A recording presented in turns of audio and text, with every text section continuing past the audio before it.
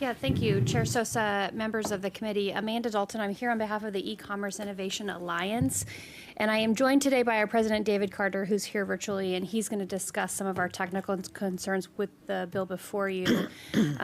We were just engaged this week, so I appreciate the chair's office listening to us yesterday with some of our technical feedback on the bill, and I think David's going to walk through a little bit more. I'm just going to introduce you a little bit. So the E-Commerce Innovation Alliance is a trade association that represents the interest of small and medium-sized e-commerce businesses. These are businesses that often start in local communities. Many include stay-at-home or sole proprietors looking to earn income to support families. They're small companies that rely heavily on technology, including text messaging marketing tools to maintain engagement from customers who visit their online stores and provide their prior express written consent to receive text messages with special offers and discounts. The EIA shares your goal of helping Oregonians avoid unwanted calls and text messages. It believes that spam and unwanted texts create fear and harms law-abiding businesses. I also think the questions to how do you regulate those companies that are not law-abiding is very challenging. This bill, as you heard, is a UTPA violation. I imagine why that's my friend sitting to my left is here to address to you in addition to a private right of action.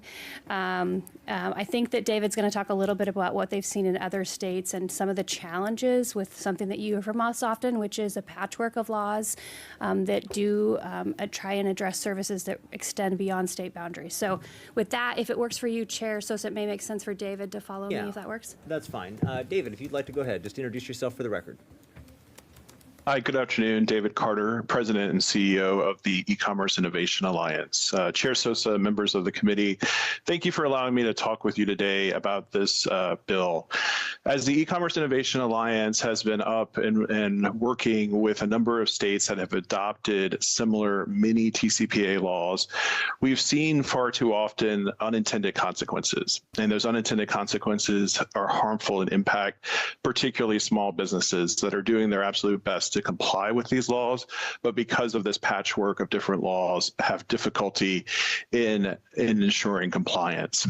The bill that we have before you today, Bill 3865, raises a number of those similar concerns that we've worked with other states to try to address, including most recently in Virginia, where we received unanimous bipartisan support to go back and amend a bill after it had been adopted a few years ago, creating these unintended consequences. Within Bill 3865, we see some areas that cause concern. In particular, the bill seeks to regulate marketing to text messages, but the limits of this definition, in our view, is currently unclear. You heard, and I heard a question recently on the panel about RCS. This is an area, for example, where the messages are not sent through traditional calling networks or telephone networks and are using IP services. The bill seems to try to reach this type of new technology, despite the fact that the Federal Communications Commission has expressly ruled that this technology should not be regulated at this time, as it is such a new technology that people are still experimenting with and working with. We think that a light touch approach on this new technology is one that is beneficial as people begin to understand its value. In addition, the definitions seem to raise questions about whether WhatsApp and other types of IP-enabled messages would also be within the regulations. So we would encourage the committee to look carefully at those definitions and to focus those on SMS and MMS. The bill currently includes a requirement that the caller be identified within the body of an initial text message. Respectfully, in the current draft of the bill, the definition of caller is a bit confusing to us, and in particular, where we've seen this become a concrete problem is the suggestion that an individual should be named by their first and last name within marketing text messages. If you're currently subscribed to any commercial text messages, you'll see that there's no company that we're aware of that actually includes the first and last name of a person sending those messages, because these messages are sent to large lists of people who have provided their prior express written consent. And so identifying an individual by name within the content of the messages is something that does not currently comply with how companies operate across the country. And while we fully embrace the idea of identifying the company that is responsible, we would ask for your consideration about whether there's merit to including a first and last name. You've heard already about the suggestion of limiting the hours that messages can be sent and changing that to end at 7 p.m. It's important to note that this would be the most restrictive calling time period in the country. It is also important to note that it's impossible to implement in practice. People with mobile phones move into and out of Oregon each and every day. Some keep their Oregon area codes, others keep area codes from other states that they've lived in and move into Oregon. As a result of that, being able from a technical basis to implement a discrete time for those people who reside in Oregon is impossible to implement. The Federal Communications Commission has made clear that it is a violation of privacy and that carriers cannot share real-time location data with companies.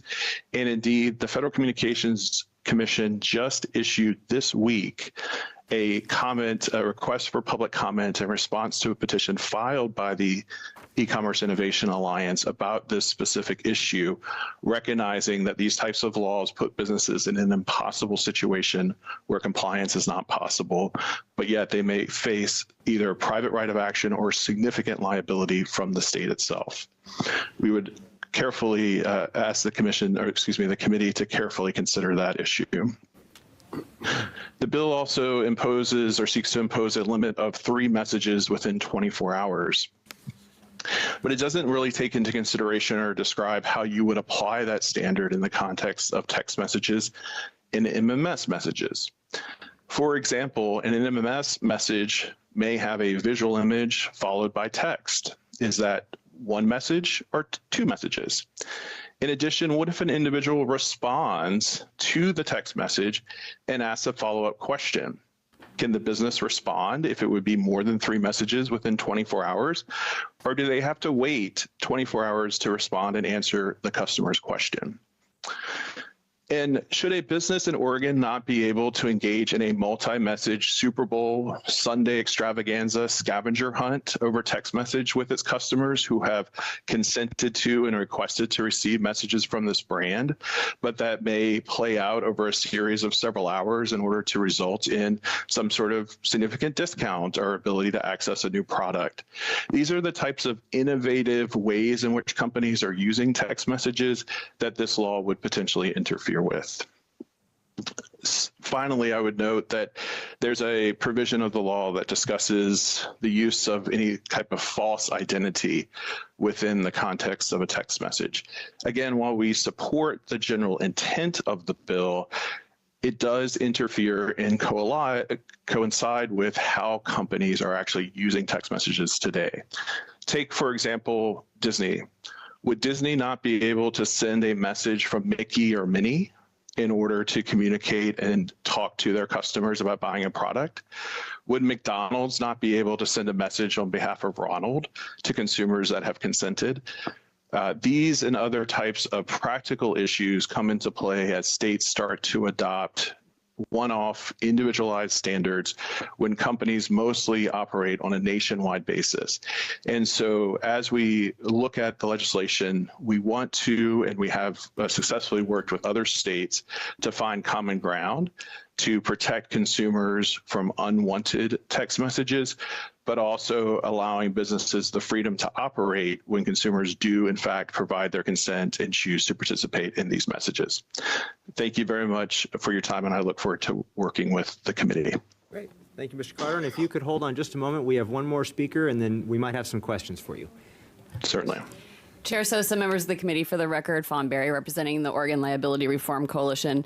I'm going to be honest with you, I am not sure what this bill is going to look like once the amendments come out, and so I think I'm going to need some time to see that. But my initial impression of this, I actually thought that the section above was used to determine a UTPA violation, and I would discourage the committee from doing any kind of a litigation aspect to that provision. So the one that talks about the caller, it's C, that a reasonable person would find comprehensible volume, cadence, those types of things. We would not want to see that kind of thing litigated. It just creates confusion and some challenges. I think in terms of the way that it's currently drafted, all that it expands to text messages for the UTPA violation. I would say that if we could include congressional people from Pennsylvania who text me all the time, I might be more supportive of it. But at any rate, just as we're approaching these issues, you're probably sick of hearing me say it, but we're always concerned about the implications of a UTPA violation because it includes minimum damages of $200 that can be amassed in a class, and that can put a business at risk for doing something that they are not intentionally doing. So happy to answer any questions. Thank you for your time. Questions? Yes, Reputation. Thanks. I don't really know how a lot of technology works, but with the WhatsApp question, I thought I had to tie it to my phone number on my phone to get those messages. Is that not the case for everyone? Maybe a question for David. Vice Chair, I am frankly not a user of WhatsApp in that way. That to understand that, I do know that there are several ways in which different platforms provide messaging. And the definition, the point I was making is that the definition that was proposed in the bill seems to be expansive and seems to be reaching beyond what is traditional text messages and MMS messages. And so we have concern about that because those are areas that the Federal Communications Commission has said should not be regulated in this way. And so if Oregon was to adopt that definition, it would be to my knowledge, the first state in the country that has tried to reach past MMS and SMS in order to regulate other types of technology in this way. And so I think that that's something that should be carefully considered, and we should look at and understand the implications of that for businesses across the country that would have to change the way in which they comply with the current laws. Chair Sosa, I would just say quickly, the other thing that I think is challenging about this issue, especially as it relates to text messages, is that a lot of times text messages are coming from people with a business relationship because you sign your phone number up so that you can get 10% off. And so I do think that there would be some concern about a consumer being confused about, whether or not they have the ability to sue someone over this. But recognizing that there are lots of messages coming through to people these days and trying to restrict them, we understand that. Sure. I do have a question for Mr. Carter. You mentioned the challenges logistically of prohibiting people from calling after a certain period because people move states and they have a phone number from the state they used to live in and maybe they move across the country and all that. So I appreciate that, but Oregon currently has restrictions that you can't call earlier than 9 a.m. and later than 9 p.m. So how do you deal with those restrictions now? Certainly. So currently, the way in which companies typically deal with those restrictions is through reliance on area codes. And it is, but it's also sort of a uniform law across the country with that in terms of trying their best to comply with that. It is specifically why we filed with the Federal Communications Commission and this petition that I mentioned that was released for public comment this week, sort of expressing to the FCC that you originally started with these time of day restrictions and only applied those to landline telephones. And that was easy to comply with because landline telephones were related to geography and you could implement that.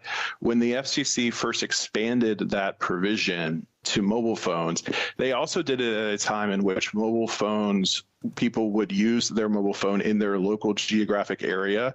They didn't have nationwide plans necessarily, and they certainly were not keeping that phone number as they moved across state lines. People would have a phone number. If they moved, they would turn it in. They would get a different mobile phone number on a different carrier. As that ecosystem has changed and evolved over time, the FCC was asked to address this issue most recently in 2016, and they declined to do so. But we have asked them to revisit that issue and actually provide guidance to the industry because of the difficulty of compliance and because we are now seeing a spate of litigation being launched in this area trying to challenge the application of the quiet hours provision, which historically we had not seen that be an area of litigation.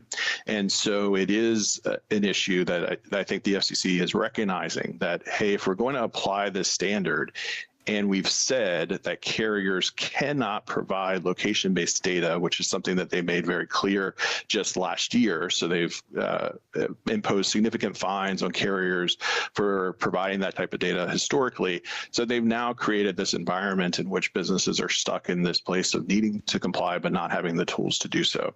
So people typically have approached this through area codes, but we're looking for and seeking additional clarity and guidance so that we can remain compliant. Thank you. Right, I'm not seeing any other questions, so thank you all very much for your testimony. Those are the only people we have signed up, so I'm going to close the public hearing on House Bill 3865. That does conclude our agenda for the day. We are adjourned.